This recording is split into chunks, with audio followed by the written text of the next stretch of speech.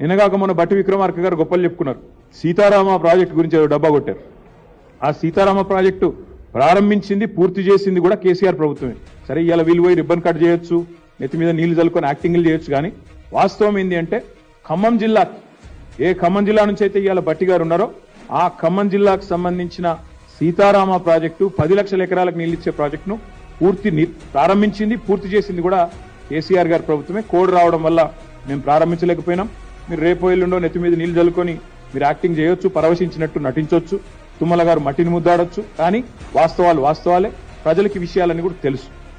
ఎందుకు చెప్తా ఉన్నానంటే సీతారామ గాని, కాళేశ్వరం గాని, పాలమూరు ఎత్తిపోతల పథకం గాని, కల్వకుర్తి, నెట్టెంపాడు, భీమా పెండింగ్ లో ఉన్న ప్రాజెక్టులు గాని వీటన్నిటిని వాయువేగంతో తీసుకొని పోయినట్టే సుంకిశాలను కూడా వేగంగా నిర్మాణం చేశాం. టన్నెల్స్ పూర్తి చేసినాం. 82 మీటర్ల లోతులో పంప్ హౌస్ నిర్మాణం కూడా చేపట్టాం. విద్యుత్ పనులు కూడా చాలా వేగంగా జరిగింది.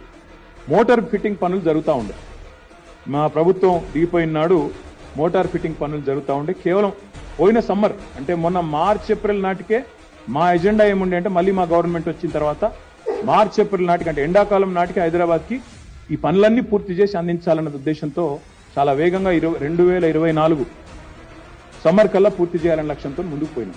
సరే మా ప్రభుత్వం డిసెంబర్లో దిగిపోయింది. దిగిపోయిన తర్వాత గత డిసెంబర్ నుంచి మొన్నటి దాకా దాదాపు ఒక 2 నెలల దాకా పనులు మొత్తం ఎక్కడికక్కడ స్తంభించిపోయినాయి. మున్సిపల్ డిపార్ట్మెంట్లో పాలన పడకేసింది, పర్యవేక్షణ కొరవడింది. వారు కనీసం ఎన్నడూ కూడా ఈ విషయాన్ని ఈ ప్రాజెక్టును సమీక్షించిన పరిస్థితి కూడా లేదు. ముఖ్యంగా ఏ ఎండాకాలంలో అయితే హైదరాబాద్ ప్రజలకు తాగునీటి ఇబ్బంది ఉండకూడదు అనుకున్నామో, ఏ ఉద్దేశంతోనైతే వేగంగా పూర్తి చేయాలనుకున్నామో ఆ ఉద్దేశమే వీళ్ళు మర్చిపోయారు.